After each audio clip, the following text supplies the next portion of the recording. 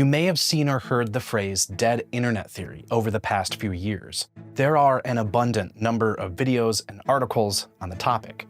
Rather than diving into what the dead internet theory is, although if you haven't heard of it, pause this video and check out this short and simple explanation here, I want to explore the what if and what now of the theory. If the internet is dying, why? And should we fight to save the internet? Or should we let the internet die? Let's dive in. It's viewers like you that keep this channel going and growing.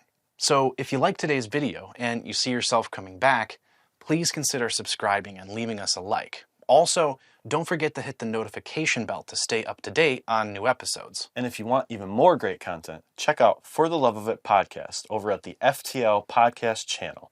Link will be in the description. Stay tuned for our weekly live stream Q&As. Stop in to say hi, ask us questions, or just hang out. Also, we have merch. Check it out in the link below. All right, let's get back to the video. The idea that the internet is dying or slowly being taken over by AI bots is an intriguing one to consider. The first question I asked myself was, why? Sure, there are the usual malicious actors using bots to try and steal or scam others. But there is much more to it than that. Bots live on social media creating fake accounts. They live on large online retailers. They interact with one another on Reddit.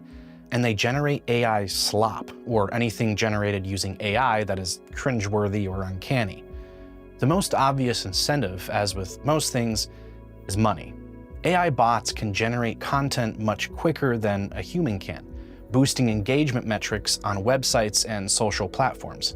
Higher engagement means more consumers. More consumers means more ad revenue, which benefits tech companies and advertisers. By simulating through AI bots more users and more interactions, companies can generate the illusion of a larger, more active audience, not only attracting advertisers, but also attracting the attention of the search algorithm. Regardless of what the ultimate why might have been, the consequence or the result of such a campaign to overload the internet with AI bots has been greater than what most people were expecting or even anticipating. Today, not only do bots send you unwanted emails, but they also message one another on entire subreddits dedicated to AI conversations. Furthermore, AI can also generate entire podcast episodes with just a few paragraphs of source material. The point? AI continues to surpass our expectations in many ways, even in the minds of those creating bots to simply sell more products. AI bots and the dead internet theory have slowly morphed into the realm of Jean Baudrillard's Simulacra Simulation. According to Baudrillard, we have been living in a simulated reality for some time. The difference, however, between Baudrillard's idea of simulation and the Matrix, for example, is that there is no escape into reality. There is no Zion. It is reality itself that has become a simulation. Perhaps a great example of simulation is found in René Magritte's painting titled, "This is Not a Pipe." The picture, of course, is of a pipe. The words in French say, of course, "This is not a pipe." The idea that Magritte wants us to consider is the relationship between words and the images we use to represent them. Of course, this painting isn't a pipe, but on the other hand, it is.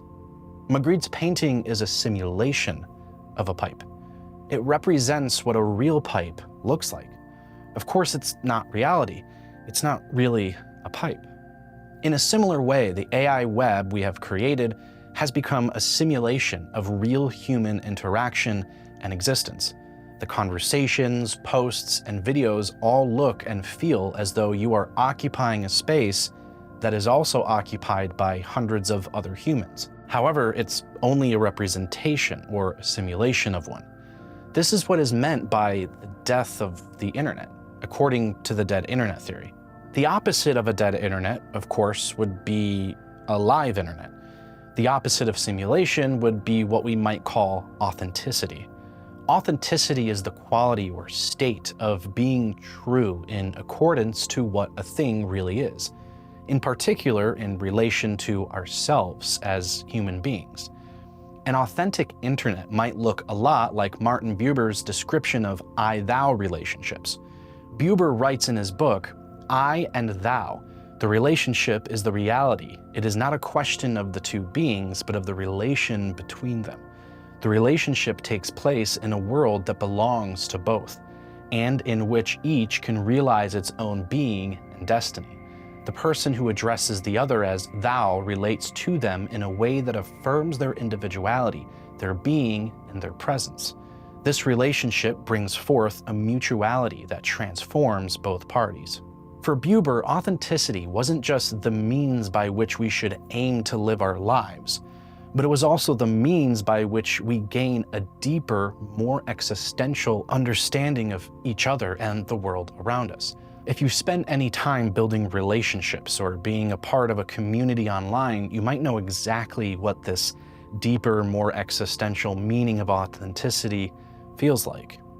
Yet, what's the difference between an authentic place and one that is simulated to feel authentic? If we can't tell the difference, does it really matter? Why are we so afraid of living in a simulated reality? What's so great about authenticity? More importantly, why not let the internet die? When it comes to the dead internet theory and the tension between authenticity and simulation, I believe there are two essential ideas for helping us understand and navigate this dilemma. First, we must not minimize or overlook how important and valuable authenticity is. Like a dim light in a pitch-black room, the AI snowball that has overwhelmed culture is making more apparent our need and desire for real, authentic human connection. Perhaps it's shedding more light on the nature of authenticity and the nature of being human altogether. Thinkers like Immanuel Kant, Thomas Aquinas, and Henri Bergson believed that a part of what it means to be human was immaterial. For Bergson, it was the élan vital, or vital impulse, which suggests that life and consciousness are fundamentally immaterial and cannot be fully explained by physical processes alone. Thomas Aquinas believed that man has a soul. It's that immaterial part of us, similar to Aristotle's hylomorphism, which is at the center of our spirituality. For Immanuel Kant, it was the noumenal self, which is beyond all sensory experience. Every one of these thinkers, and many more like them, believed that what makes authenticity or human connection so important is that there is nothing else like it. The connections we share as humans will only ever be shared between us. The bonds we form and the relationships we build aren't just superficial connections that enable us to perform a function or accomplish a task. They are fundamentally deep and relational. They mold the very framework of who we are.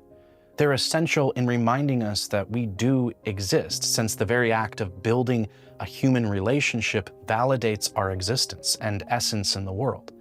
This kind of connection not only plays a role in shaping our identities as individuals as we grow older, but it's also necessary for our mental and even physical well-being.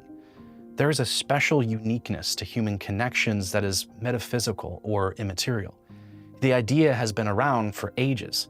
Some, like Chinese and Hindu philosophies, believe in a shared energy that permeates in and through all human beings, as well as the world around us. Psychologists like Carl Jung believed that a collective unconscious points to a deeper shared psychic connection among all humans. According to some interpretations of quantum theory, such as the concept of non-locality, everything in the universe is interconnected at a subatomic level. Others, like myself, believe in a creator, one from whom all things were made. We, being made in his image, are spiritually connected to each other through our likeness and relationship to him. Whatever your perspective might be, it's clear that there is something deeper to human connection and authenticity than we might realize. However, this doesn't mean that there aren't downsides to strictly human connections, particularly in regards to the internet. Humans are limited in their ability to sort and sift through massive amounts of data. We are limited in our ability to hold an endless amount of conversations simultaneously. We're even limited in the number of meaningful relationships that we can realistically maintain. Another downside of human connection can be the human element itself. Hang around a human long enough and you'll quickly realize how imperfect we are. No family is without drama, no couple is perfect, and no friendship is perfect. Simply put, people are imperfect. We forget things, misremember things, lie about things, twist things, ignore things, and often break apart connections as a result of it. You might think, exactly, that's why simulations are important. In a simulation, the consequences of the human element are removed. I'll always love talking to a bot that is programmed to say exactly what I want it to say. So maybe simulation isn't such a bad thing after all, right? Well, my second point is that there are some benefits to simulation. Automated tasks such as scheduling are a great example. Designing systems to take over these tasks helps us become more focused on other aspects of a project or manufacturing process. Simulations can offer more creative freedom. For example, in a simulated 3D version of our world, we can define the physics that govern it, so we can create flying cars if we wanted to. Similarly, simulations are useful for making predictive models about weather or traffic. Or perhaps we want a chance at discovering new proteins in a cell. Simulations allow us to search a space that we never would have had access to otherwise. In regards to the internet, simulated conversations can inspire creativity and new ideas. For example, Google's Notebook LM platform is capable of taking whatever information you feed it and creating an engaging short podcast episode complete with 2 generated host voices and talking points. Just the other day, I created a short episode using a For the Love of It podcast episode as a resource. To my surprise, not only was the simulated conversation pretty good, but it also gave me inspiration for a possible future video topic. All in all, it would be a mistake to outright reject simulations as having any utility or benefit. However, that said, there are serious dangers that surround simulations, especially the realities we create with them. Perhaps the most dangerous aspect of any simulation is control. Simulations can be used to control public opinion. Bots can flood social media and blog sites with overwhelming support of a particular candidate or political idea. Or they can suppress the truth by flooding the internet with conflicting and confusing information. AI can be used to intentionally create instability and division by creating echo chambers, not only giving people the impression that millions of other people agree with them, but also creating more hatred for those who have opposing views.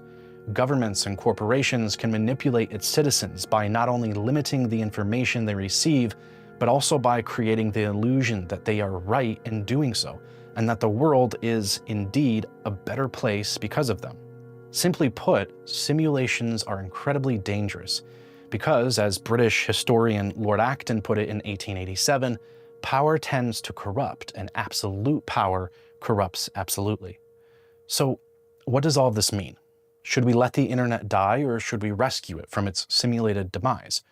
Are we doomed without simulations, or are we doomed with them?